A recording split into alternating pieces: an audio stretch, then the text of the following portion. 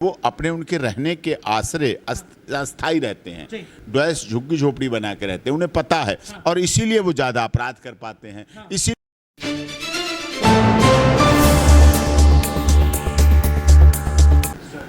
नमस्कार, आप देख रहे हैं राष्ट्रीय सागर और मैं हूं आपके साथ विनायक कुमार।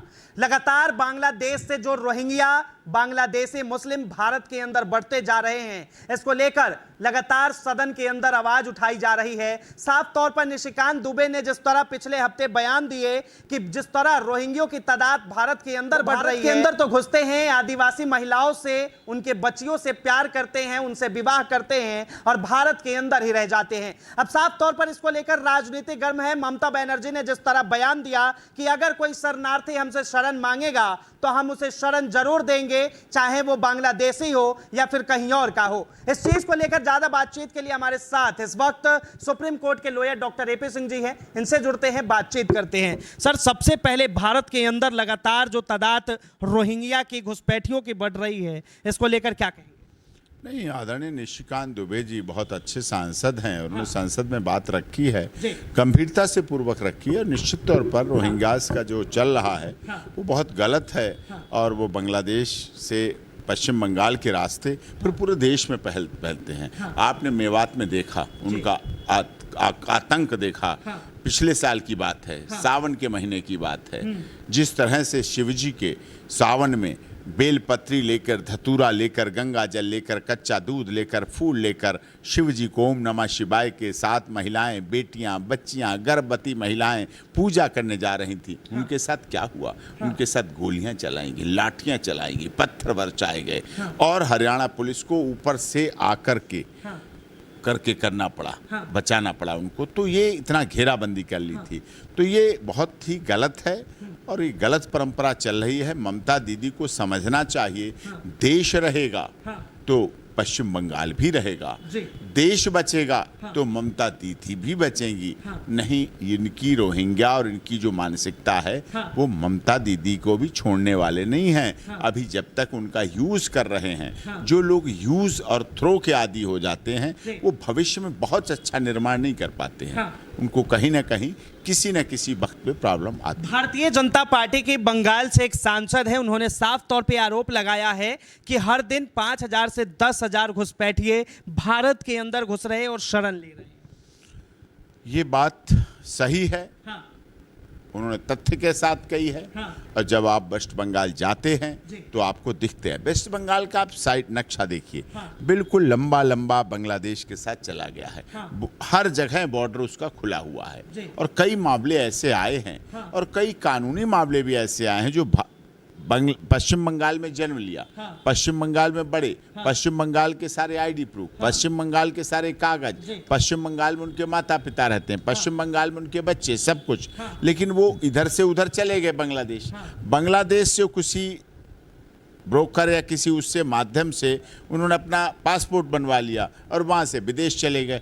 अब उन्हें खुद असली में जो वैधानिक तरीके से भारत में रहना चाहते हैं, जो कानूनी तरीके से भारत में रहना चाहते हैं, जो संवैधानिक तरीके से भारत में रहना चाहते हैं, उन्हें पश्चिम बंगाल में FRRO ऑफिस, कलकत्ता का FRRO ऑफिस परेशान करते हैं, उन्हें दुखी करते हैं, उनका हरेसमेंट करते हैं। जो असली हैं, समझिए आप, जिनके आधार कार्ड भारत का, जन्म प्रमाण पत्र भारत के, उनके दादा का प्रमाण पत्र भारत का, दादी का प्रमाण पत्र भारत का, मम्मी पापा का प्रमाण पत्र भारत का, डेथ सर्टिफिकेट भारत के, बर्थ सर्टिफिकेट भारत के, सभी पैन कार्ड भारत के, लाइफ इंश्योरेंस भारत के, ITR भारत की, जमीन भारत की, प्रॉपर्टी भारत की, यहाँ मकान बनाए, यहाँ मकान खरीदे, यहाँ सब कुछ करते हैं, यहाँ बैंक के खाते, यहाँ सारे डॉक्यूमेंट, यहाँ सारे वेरिफिकेशन होते हैं, सब कुछ यहाँ हो रहे हैं ऐसे लोगों के। ऐसे बहुत से मामले हैं और पश्चिम बंगाल में रह रहे हैं, कोलकाता के पास में, वर्धमान में, ये इस तरह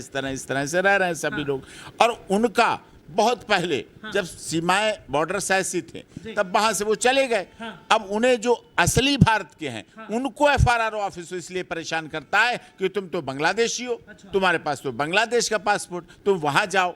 अरे क्लियर करो, जो भारत में है, भारत में रहना चाहता है, यहाँ मरना चाहता है, यहाँ जीना चाहता है, यहाँ काम करना चाहता है, यहाँ खाना चाहता है, पीना चाहता है, सोना चाहता है, अपने बच्चों को पालना चाहता है, बीमार भी है, लेकिन उसे वहां भेजने की बात की जाती है। और वहां से जो अनाधिकृत रूप से आ रहे हैं, लगातार अनाधिकृत रूप से आ रहे हैं, उनकी कोई बात नहीं करता, वो यहाँ है।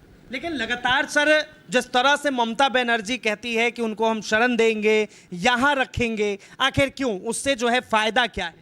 वोट बैंक की राजनीति है, तुष्टीकरण की राजनीति है। वोट बैंक और तुष्टीकरण कर रहे हैं, इसलिए ऐसा हो रहा है, और कोई वैसी बात नहीं है। लेकिन क्या लगता है सर कि ऐसे में जो है केंद्र सरकार को सीए और एनआरसी जैसे जो बिल का बहुत लंबे समय पहले आ जाना चाहिए था, जिसको लेकर विरोध हुआ, दिल्ली के जामिया नगर में जिस तरह से पूरा बवाल कटा, क्या कहेंगे कि क्या वो जो अगर आ जाता तो आज ये घुसपैठिए नहीं घुसते?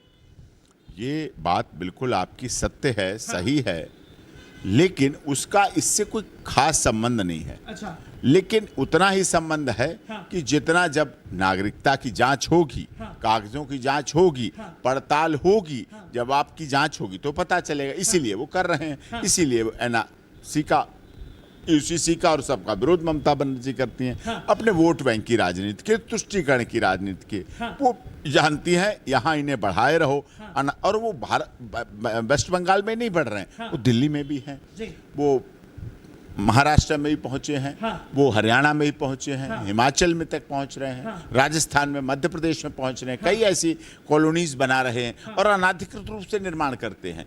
पुलिस को पैसे दे देते हैं, लोकल बॉडीज को पैसे दे देते हैं, लोकल पॉलिटिशियन को पैसे दे देते हैं, लोग उन्हें अपना वोटर बना लेते हैं, मतदाता बना लेते हैं, उन्हें सोचते हैं पक्के वोटर हो गए। बस यही उनकी साजिश है, यही उनका सीएम ने साफ तौर पे कहा है कि अगर इस चीज पे रोक नहीं लगाई गई तो कुछ दिन बाद असम जो है एक घुसपैठियों का पूरा बहुल्य राज्य बन जाएगा। बिल्कुल सच कहा है उन्होंने। हम तो जाते हैं, मैं तो गुवाहाटी हाईकोर्ट जाता हूँ, 5 राज्यों की इकलौती गुवाहाटी हाईकोर्ट अपने में है, वहाँ जाता हूँ, देखता हूँ। कलकत्ता हाईकोर्ट भी जाता हूँ। कई मामले ऐसे हैं जिनमें साक्षात रूप से इफेक्ट पड़ रहा है, प्रभाव पड़ रहा है और प्रभावित हो रहे हैं, दिख भी रहा है और होते हुए दिख भी रहा है, सबको दिख रहा है। तो ये गलत है। इस पर भी भारत सरकार को कठोर कानून बनाकर, ऑर्डिनेंस लाकर इस पर रोक अवश्य लगानी चाहिए और जो भी रोहिंग्या हैं उनको वहाँ अपने घर सम्मान पूर्वक, मैं कहता हूँ, उनको वहाँ भेज देना चाहिए। इसीलिए वो अपने उनके रहने के आश्रय अस्थायी रहते हैं, डॉयस झुग्गी झोपड़ी बना के रहते हैं, उन्हें पता है, और इसीलिए वो ज़्यादा अपराध कर पाते हैं। इसीलिए उनमें से अपराधी ज़्यादा हो जाते हैं, क्योंकि वो स्थायी होते नहीं हैं, इधर से उधर, उधर से उधर बदलते रहते हैं। और पुलिस अपने लोकल अपराधी को ढूंढती रहती है, अपराधी वो करके अपराध चले जाते हैं। ये बड़ी समस्या है। तो देखिए, ये साफ तौर पे ये सबसे बड़ी समस्या है और खास तौर पर भारत सरकार के लिए ये धीरे धीरे एक चुनौती बनता जा रहा है कि कैसे भारत के अंदर से घुसपैठियों को निकाला जाए, बांग्लादेशी रोहिंग्यों को निकाला जाए, ताकि भारत के लोगों को जो है रोजगार मिल सके, उनके बच्चों को सही शिक्षा और सही व्यवस्था मिल सके। फिलहाल इस चीज को लेकर इतना ही, फिलहाल के लिए इतना ही। कैमरा जर्नलिस्ट शानू कुमार झा के साथ मैं विनायक कुमार, राष्ट्रीय सागर।